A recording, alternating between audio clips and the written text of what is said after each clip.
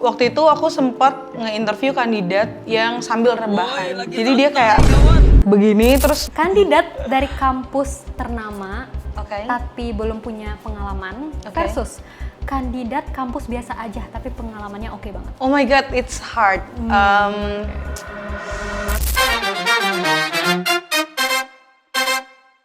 Kali ini kita akan ngobrolin soal pergonjang-ganjingan dunia kerja. Dan kita juga akan bahas dari sudut pandang HR. Tentunya kali ini aku nggak sendirian, aku ditemanin sama Mbak Jendros. Halo Mbak Jendros, apa kabar? Baik, Chelsea. Iya, Mbak Jendros ini adalah HR ya Mbak ya. Nah, sudah berapa lama Mbak menjadi HR? Oke, kalau aku sendiri sebenarnya udah jadi HR itu dari tahun 2017. Waktu itu memang mulainya as a freelance terlebih dahulu sampai dengan ini udah tahun 2026 ya. Berarti kurang lebih 8 tahunan lah di dunia 8 HR ini. tahunan. Oke. Nah, berarti dulu sempat ngalamin pelamar kerja yang masih manual ya Mbak ya, yang pakai dokumen-dokumen fisik gitu ya, fotokopi gitu. Masih banget pernah.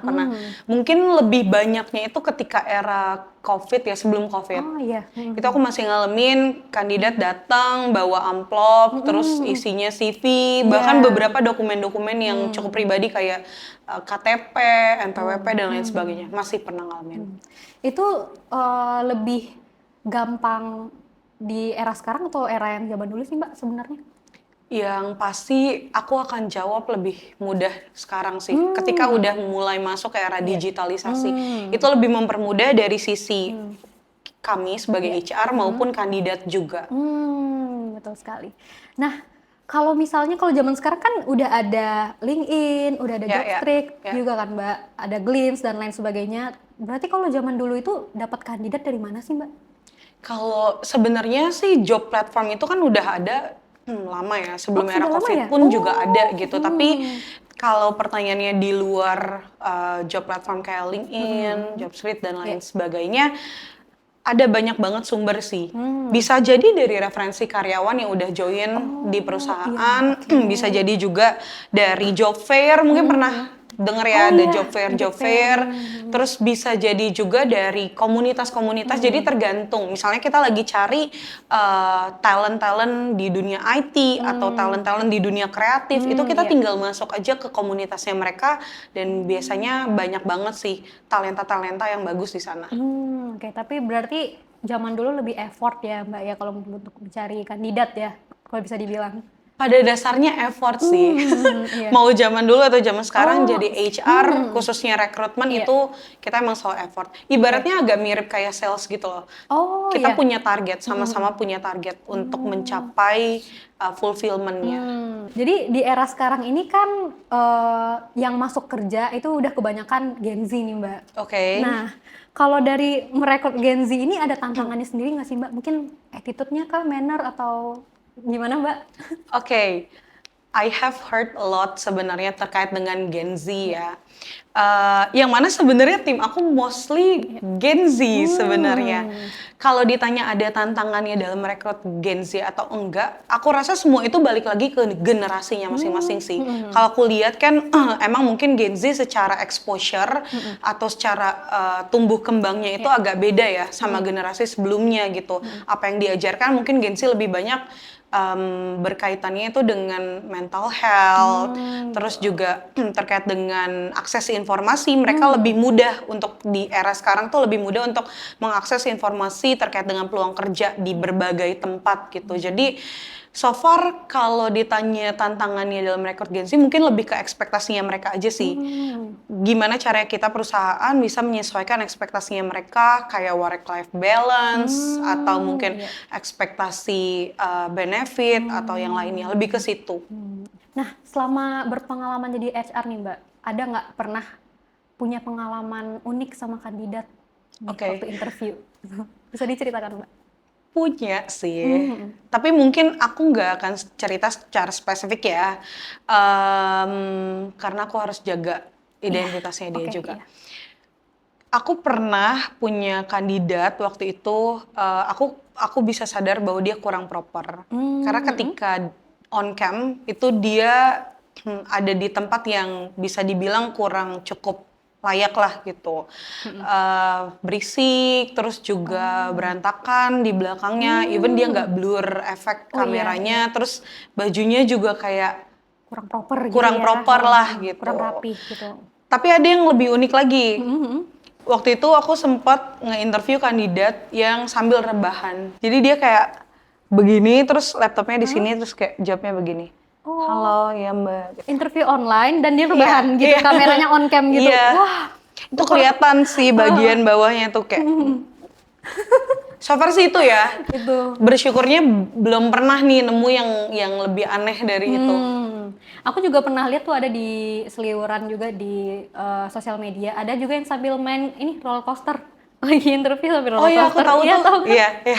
Kayak wah unik-unik banget ya sekarang ternyata kandidat-kandidat pencari kerja gitu. Sekarang kan juga kalau orang bikin CV sama portofolio udah zamannya AI Ya. dan mereka menggunakan AI lah untuk bikin CV sama portofolio. Dari sisi HR sendiri itu sebenarnya sah-sah aja atau red flag sih Mbak?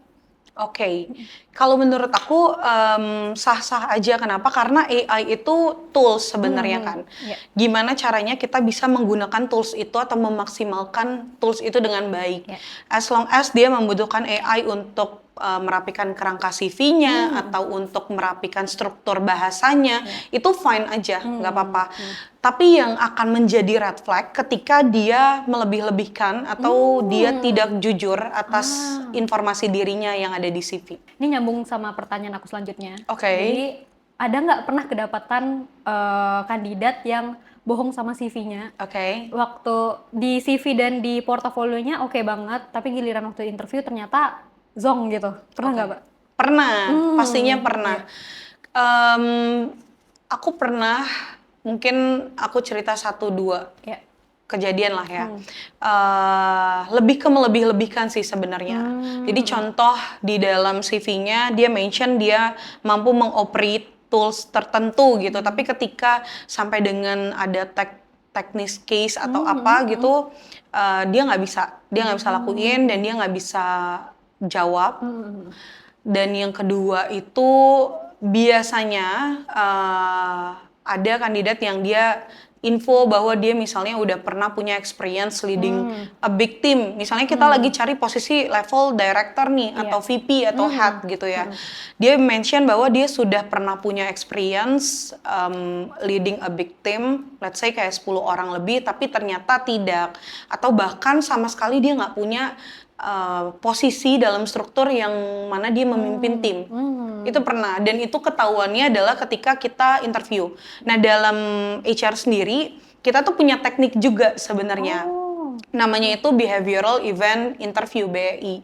Jadi caranya BEI itu biasanya ada beberapa pertanyaan yang sifatnya menggali, dan pada akhirnya kandidat itu bisa ketrap sama jawabannya dia sendiri, dan akhirnya dia menjawab dengan jujur, sehingga kita bisa tahu gambarannya bahwa dia nggak pernah sebenarnya dalam posisi di struktur yang memimpin sebuah tim kayak gitu. Itu aku pernah. Ini buat aku yang orang awam ya, yang bukan di dunia HR, ternyata ada tekniknya sendiri ya Mbak Iya, ya kalau iya. lagi interview. Iya. Jadi ya kalau buat kandidat lebih baik lagi apa adanya aja ya Mbak ya, sama Ya, mungkin tambahan Chels. Kalau tadi dari sisi HR kita menggunakan teknik behavioral event interview, mungkin ini bisa jadi masukan juga buat teman-teman yang lagi jadi kandidat saat ini. Ketika kalian interview, cobain deh untuk menjawab pakai metode STAR: situation, task, action, dan result. Jadi ketika misalnya kita nanyain soal pengalaman kalian, coba bayangin situasinya apa ketika kalian megang project itu, terus kemudian juga task yang kalian pegang itu apa, terus action yang kalian lakukan di posisi itu seperti apa, dan resultnya seperti apa. Itu akan mempermudah struktur jawaban kalian dan mempermudah juga kita HR dalam memahami posisinya kalian saat itu. Oh, berarti ternyata ada apa ya? Ada tips-tips juga ya kalau interview ya ternyata Yes. ya. Wah, Makanya nonton podcast ini. betul sekali. Oke. Nah kalau misalnya kita ngomongin soal Gen Z nih, Mbak. Oke. Nah, udah pasti kalau Gen Z itu tingkahnya unik dan random ya. Nah, belakangan ini juga lagi ada yang viral.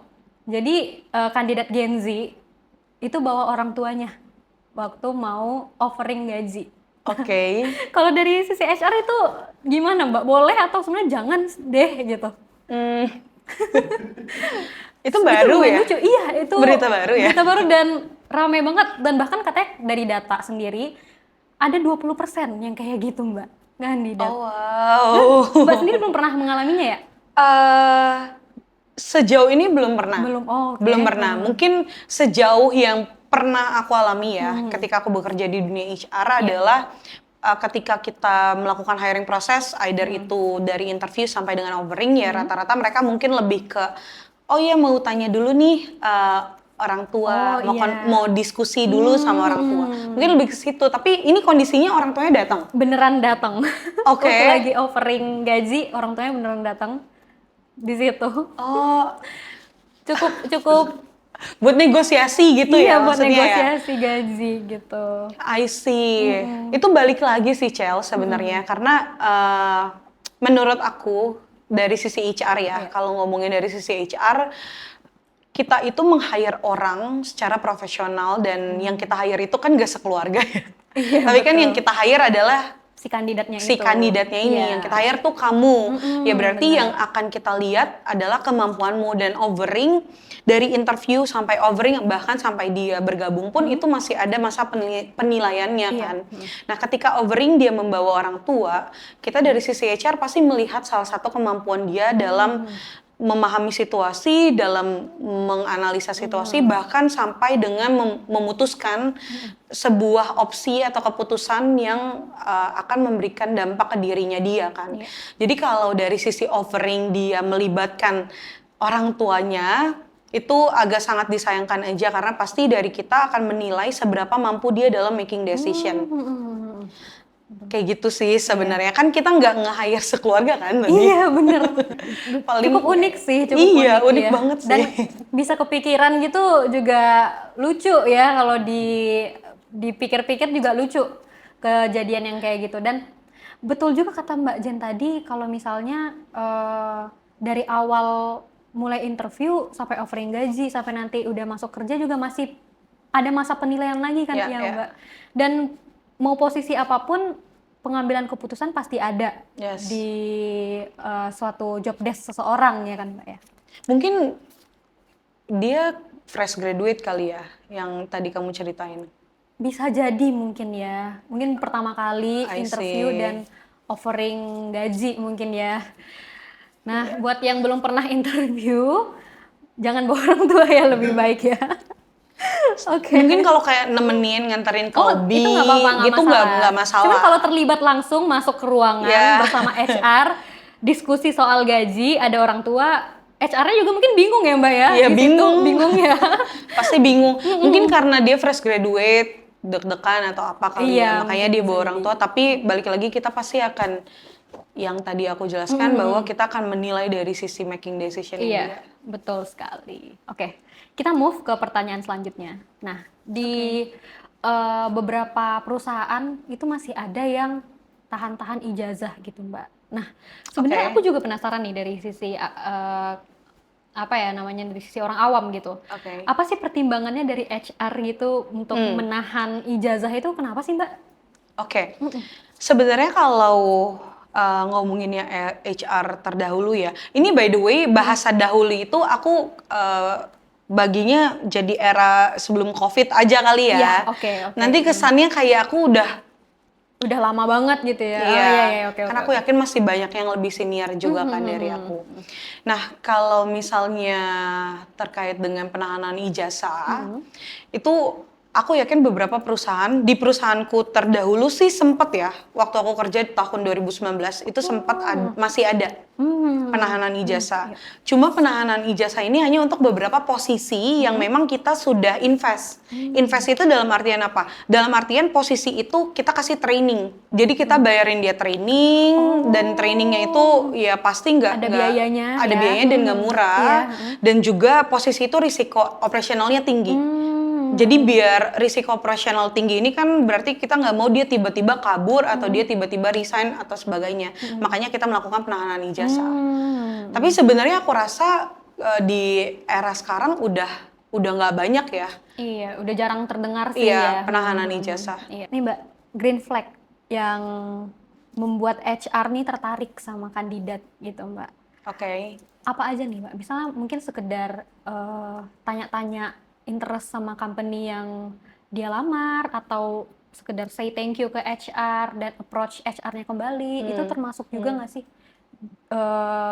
dari sisi HR-nya itu kayak langsung tertarik gitu sama si kandidatnya? Oke. Green flag di kandidat ya. Iya. Kalau aku itu selama bekerja jadi HR, aku cukup dengan hal-hal yang sederhana. Dia nggak perlu, maksudnya nggak perlu terlihat gimana-gimana dari sisi penampilan. Iya. Tapi sesimpel ketika kita mulai approach dia, komunikasinya dia bagus aja, itu udah jadi salah satu Poin plus ya? Iya, poin plus sih. Dari cara dia komunikasi, dari cara dia mempersiapkan diri, itu udah termasuk green flag ya buat aku. Gitu. Jadi aku lihatnya dari hal-hal yang sederhana sebenarnya. Kalau kita ngomongin soal culture fit di kantor nih Mbak, Oke. itu sebenarnya penting nggak sih? Dan apakah dari sisinya HR sendiri itu bisa melihat kandidat kayaknya cocok nih culture fitnya sama kantor yang dia lamar gitu? Apakah ada tekniknya sendiri juga dari HR? Kalau ditanya penting atau enggak, jawabannya itu sangat penting karena menurut aku sendiri ya sebagai HR, kita bekerja itu kan gak cuma sekedar datang ke kantor, buka laptop, kerja, ketik-ketik, terus pulang. Tapi kan di kantor itu ngomongin banyak ya. Kita ada ngomongin soal connection dengan satu tim maupun tim lain. Kita ada ngomongin soal collaboration dengan internal maupun bahkan eksternal. Kita ada juga ngomongin soal network ya, untuk gimana caranya kita bisa ya balik lagi ke connect dan collaboration tadi. Gitu. Jadi culture fit sangat penting supaya kita bisa deliver tugasnya kita dari culture fitness tadi. Nah, karena itu sangat penting dan sangat berimpact pada situasi kerja kita dan hasil kerja kita. Jadi biasanya dari HR itu ketika kita interview, kita bisa cek dari yang teknik BI tadi maupun psikotes sih sebenarnya. Jadi sometimes kita, bukan sometimes ya, tapi kita kasih juga psychological test ke kandidat-kandidat. Dari hasil psikotes pun bisa kelihatan juga dia seperti apa orangnya, terus kira-kira akan culture fit atau enggak dari perusahaannya. Ditambah juga user interview. Karena kan nanti dia nggak cuma bekerja sendiri, nggak cuma bekerja sama HR, tapi dia akan bekerja secara langsung dengan direct leadernya maupun dengan timnya. Dan saya rasa semua direct leader itu adalah orang yang sangat tahu timnya seperti apa bentuknya. Makanya ketika user interview akan terlihat apakah si kandidat ini potentially cocok match dengan cara kerja si tim tersebut. Kurang lebih seperti itu sih gambarannya. Okay. Nah, ini kan jadi perdebatan banyak orang juga. Banyak seliwuran kualifikasi kandidat yang mencantumkan good looking gitu. Nah, sebenarnya dari HR sendiri emang penampilan itu sepenting itu kah, Mbak? Kalau ditanya dari HR sepenting itukah ya jawabannya tergantung posisinya. Biasanya kalau posisi-posisi frontliner ya, itu pasti emang cari good looking karena dia akan berhadapan langsung sama pihak eksternal ya, customer, service, atau ya mungkin sales atau yang lainnya gitu. Terus juga model itu kan pasti ya udah ada kualifikasi good lookingnya tersendiri kan. Tapi kalau untuk posisi-posisi back office dan lain-lain jarang banget sih ada. Berarti jawabannya penting, cuman tergantung jenis pekerjaannya apa ya Mbak ya, yang berhubungan sama penampilan gitu. Ngomongin Gen Z lagi nih, kita balik lagi ngomongin Gen Z sekarang. Kan Gen Z itu tuh suka sama pekerjaan yang work-life balance gitu Mbak. Sukanya pulang tenggo, lembur nggak suka kayak gitu. Dan jabatan juga nggak apa ya, nggak muluk-muluk lah ngejar jabatan, yang penting kerjaan kelar, pulang tenggo, nggak lembur Ya, gitu. ya. Nah, dari HR sendiri sebenarnya nggak apa-apa atau red flag nih karyawan yang begini gitu, gimana Mbak? Aduh, agak takut jawabnya ya, karena timku bener-bener Gen Z semuanya semua Gen Z. ya, Gen Z semua ya. Oke, sebenarnya kalau dibilang work life balance sih, menurut aku Gen Z itu jadi pionir kali ya, yang mana mungkin aku rasa generasi sebelumnya pun juga mau gitu. Oke, Tapi iya Gen Z iya. adalah pionir yang cukup vokal menyuarakan work Hmm, life balance. lebih berani gitu Iya, ya. lebih berani. Ya balik lagi karena mungkin ya karena setiap generasi itu kan punya challenge-nya Iya. dan exposure-nya masing-masing, dan yang aku lihat emang kalau eranya Gen Z ya lebih banyak Iya. fokusnya ke mental health. Makanya kenapa pulang tenggo aku rasa jadi salah satu aspek yang mendukung mental health-nya mereka. Dan kalau ditanya red flag atau enggak, itu balik lagi karena ketika kerja itu kan yang kita lihat adalah hasil kerja, Iya, output kerjanya itu output sih. Iya. kerjaannya. Kalau misalnya seorang Gen Z menjadi karyawan, dia datang on time dan dia ngerjain kerjaannya dengan baik, ya dia menjaga produktivitasnya, terus dia pulang tenggo, it's fine sebenarnya. Karena itu jadi salah satu jawaban juga bahwa ternyata generasi Gen Z ini mereka pintar mengelola waktu dan menjaga produktivitasnya. Jadi menurut aku fine-fine aja. Cuma ya balik lagi kalau emang ada kebutuhan lembur dan lainnya, so far sih aku lihat beberapa karyawan Gen Z mereka bersedia ya. Kalau memang dibutuhkan gitu Kalau ya. memang dibutuhkan sih gitu. Ini kita akan bahas perihal cuti nih Mbak. Kan nggak jauh-jauh nih. Oke. Kalau cuti sama karyawan dan HR gitu kan. Ya. Nah, sebenarnya boleh nggak sih kalau cuti itu alasannya jujur? Misalnya nih, Mbak Jen aku mau cuti. Alasannya kenapa? Mau liburan. Nah, Turki. iya, Turki gitu. Oke. Mau liburan, aku mau pakai cuti. Kan kebanyakan mungkin mostly ya, kebanyakan alasannya itu ada aja urusan keluarga lah, urusan inilah, boleh nggak urusan saya gitu? Gimana Mbak? Oke. Oke, balik lagi kalau misalnya ke HR, sebenarnya be honest aja nggak apa-apa sih, nggak ada masalah. Karena pada dasarnya cuti itu kan haknya karyawan Iya. ya. Cuma mungkin ini akan jadi poin plus menurut aku ketika karyawan itu jujur dia cutinya kemana. Oke. Ketika dia menjalankan hak cutinya dia, misalnya dia bilang dia liburan atau dia sakit atau apa gitu, itu akan jadi poin plus ketika dia jujur, karena kalau terjadi apa-apa selama proses selama periode cutinya Iya. dia, ya kita dari perusahaan pun juga terinfo. Jadi kita bisa tahu, jangan tiba-tiba misalnya dia bilang dia mau kemana, terus tahu-tahu amit-amit ada accident atau apa, Iya. ya kan itu akan berpengaruh kan sama Iya. proses kerja juga, lebih ke situ. Jadi menurut aku sih nggak ada salahnya untuk kasih tahu aja Alasan yang kalau jujur ya, nggak ya apa-apa kalau ya. emang mau buat liburan ya itu haknya kan. Gitu. Kan banyak nih yang kayak izinnya urusan keluarga atau apa, terus HR-nya di hide dari story gitu kan, Oke. banyak yang kayak gitu ya. Tapi ternyata Oke. di HR-nya sendiri nggak masalah, jujur aja gitu. Jadi nggak perlu effort buat hide story gitu. Oke. By the way, HR kan juga butuh cuti ya. Nah, iya HR juga butuh cuti kok gitu. Nah, Nggak masalah. dan banyak juga nih soal Gen Z lagi nih. Oke. Nggak jauh-jauh nih Gen Z lagi nih. Banyak banget Gen Z, banyak banget orang-orang bilang nih kalau Gen Z itu nggak loyal dan gampang resign. Nah, Oke. gimana Mbak itu tanggapannya Mbak? Iya banyak sih sebenarnya ya. ya informasi soal itu Iya ya. betul. Kalau aku lihat karena Gen Z ini mereka tumbuh di era digitalisasi ya, Iya. yang mana akses informasi itu lebih mudah untuk diakses, terus juga secara network dan connection bisa lebih luas lagi, jejaringnya lebih mudah dan lebih luas.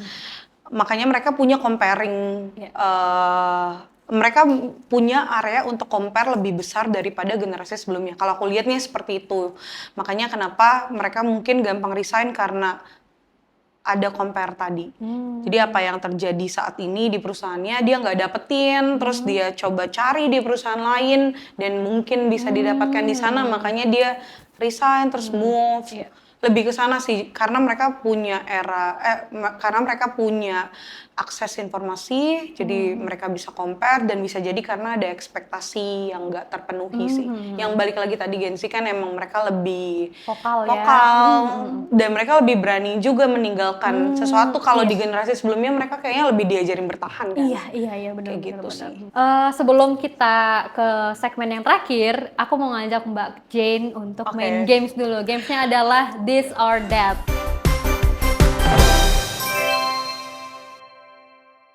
Jadi Mbak Jane Oke. jawab cepat, pilih ini atau itu, oke? Oke, yang pertama, Oke. fresh graduate versus switch career. Fresh graduates. Fresh graduate, oke. Kandidat pasif terlalu pendiam versus kandidat terlalu banyak omong. Kalau baik ngomong. Oke. CV ATS rapi versus portofolio yang keren. Portofolio yang keren. Oke. Kandidat banyak nanya versus yang nggak nanya sama sekali. Banyak nanya. Oke. Startup versus corporate.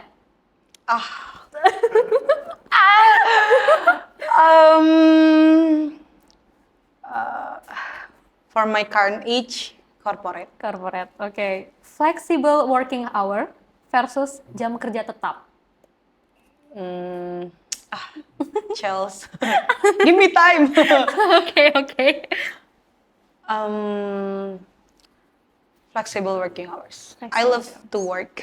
Wow, oke.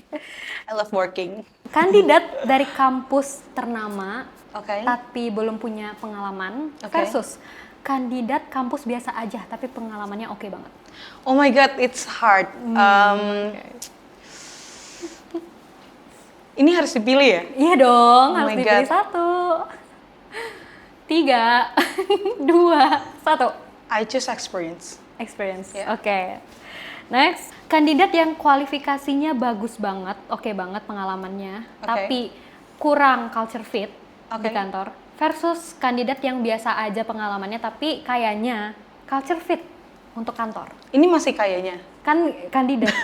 Iya, kayak kalau dilihat tuh dari teknik-teknik HR tadi tuh oh ini lebih fit nih di kantor. Culture itu. fit, karena itu fungsinya HR interview. Oh, oke.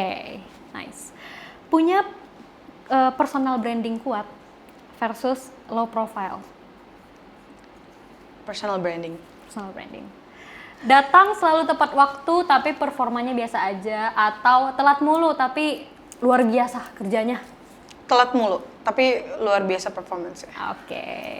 Nah, Oke. ini balik lagi kita bahas Gen Z lagi ya. Katanya lagi nih, banyak orang bilang Gen Z mental tempe gitu.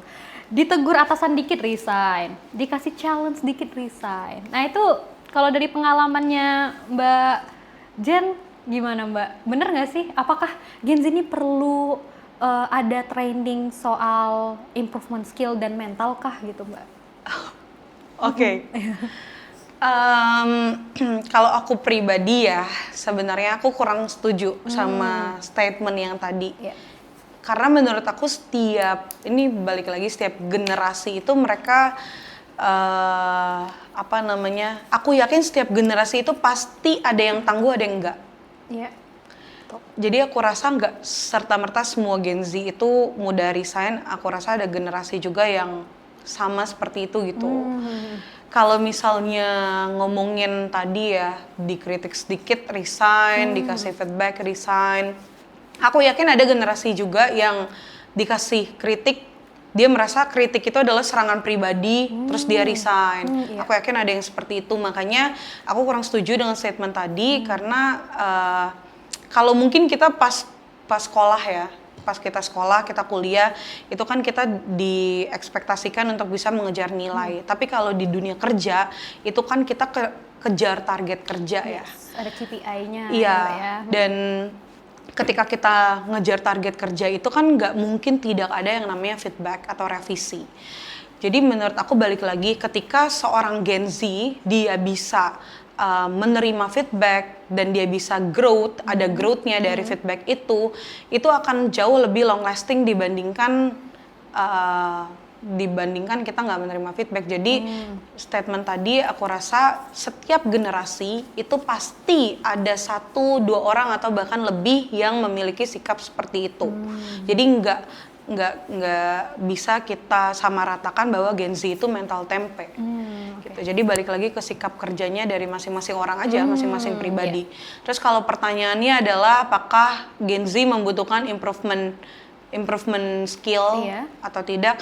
Jawabannya adalah setiap generasi butuh improvement skill. Sorry to say, aku masih banyak banget ngeliat generasi yang X, Y, yang bahkan mereka masih butuh banget improvement skill.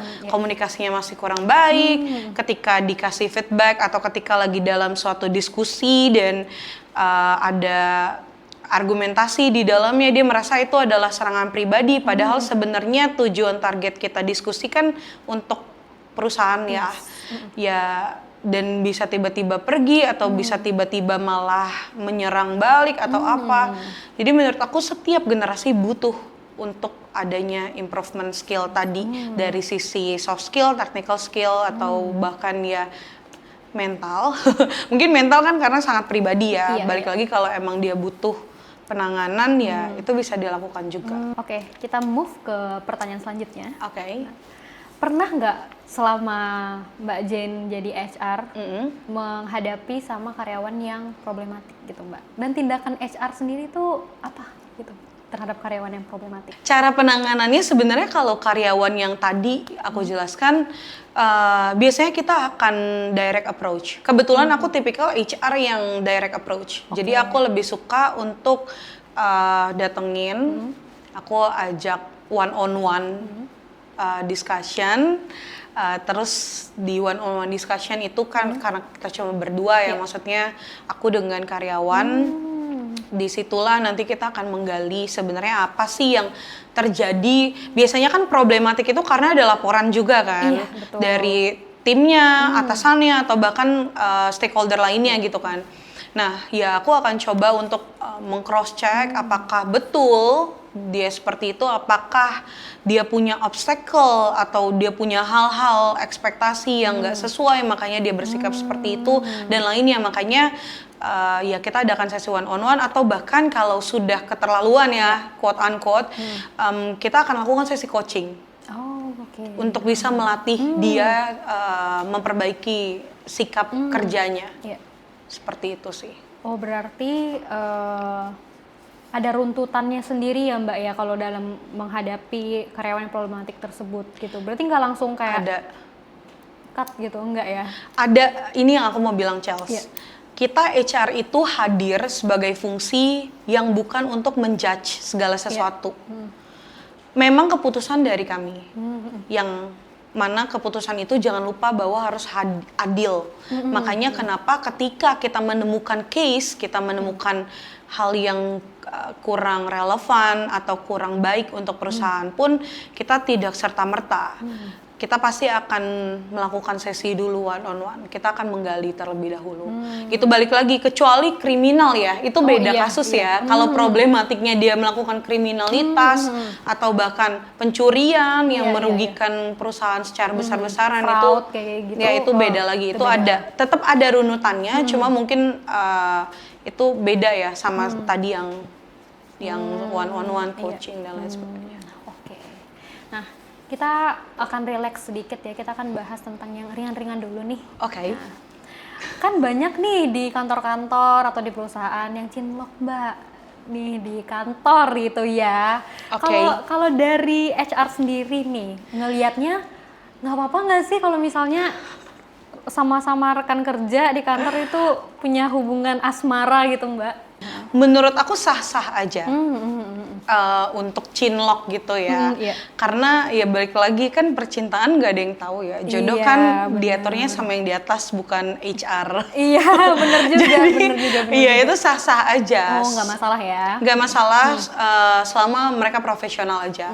Karena di awal kan ketika karyawan hadir pun mereka menandatangani kontrak dan NDA. Dan di situ sudah dijelaskan bahwa ada data-data, dokumen-dokumen yang mereka perlu jaga kerahasiaannya. Selama bisa menjaga itu, aku rasa fine aja sih. Nggak nggak masalah ya berarti ya. Nggak masalah. Jadi yang mau chinlock di kantor nggak masalah, nggak perlu backstreet ya. Kadang HR jadi biro jodoh juga loh. Oh iya, wah zaman sekarang emang wah keren deh HR zaman sekarang. Iya kan? Aku dong tolong. Boleh Chels abis ini ya. Oke. Off cam. Nah, ini pertanyaan terakhir nih di Oke. sesi ini. Kan banyak juga orang bilang kalau HR itu posisinya ada di tengah-tengah nih, antara karyawan dan juga antara perusahaan. Oke. Dari lubuk hatinya sendiri nih, Mbak Jen, dari sisi HR sendiri, itu sebenarnya tantangannya gimana sih, Mbak? Itu sebagai HR yang posisinya di tengah-tengah banget nih, jadi nggak bisa terlalu pro banget ke karyawan, nggak bisa juga terlalu pro ke perusahaan kayak gitu, Mbak. Ya, banyak yang bilang emang HR itu ya representasi perusahaan kan. Jadi segala macam prosedur, kebijakan itu semua datang dari kami dan ya banyak karyawan yang menganggap bahwa hal itu berasanya oh ya udah pasti kalau HR tuh pro-nya sama perusahaan. Aku sendiri Chels itu punya prinsip dari pertama kali aku berkarir di bidang ini gitu, di bidang HR. Aku selalu pegang prinsip ini bahwa HR itu dia punya 2 jaket. Oke. Jaket perusahaan dan jaket karyawan. Jadi ibarat kita dalam kehidupan kita aja gitu. Kita harus bisa lihat kan kalau kamu pergi kondangan atau apa kan kamu akan cocokkan kan baju kamu. Iya, betul. Sama halnya dengan HR. Dalam segala situasi dan kondisi, dalam employee life cycle itu kita akan lihat situasinya apa, kondisinya apa, di mana kita harus pakai jaket perusahaan, di mana kita harus pakai jaket karyawan. Karena adanya fungsi ini adalah untuk menjaga keseimbangan sebenarnya. Iya. Jadi apa yang disampaikan dari manajemen ataupun dari perusahaan itu harus tersampaikan dengan baik ke karyawan. Nggak serta-merta kita benar-benar 100% ya hanya mendengarkan dari sisi atas saja, dari sisi perusahaan. Tapi justru fungsinya kita adalah kita bisa mengoptimalisasikan karyawan-karyawan yang ada di perusahaan supaya target perusahaan itu tercapai. Itu tujuannya HR, itu esensinya HR ada di perusahaan. Jadi intinya adalah HR menjaga keseimbangan ya, Yes. Mbak ya. Oke, thank you banget Mbak Jen udah mau mampir keluar dalam dan ngobrol-ngobrol bareng soal dunia kerja dari sudut pandangnya HR, dan semoga kalian dapetin insight yang menarik juga ya gitu. Dan jangan lupa subscribe, like, comment, dan share luar dalam, dan sampai bertemu di episode berikutnya. Bye bye. Bye, thank you Chels, thank you luar dalam.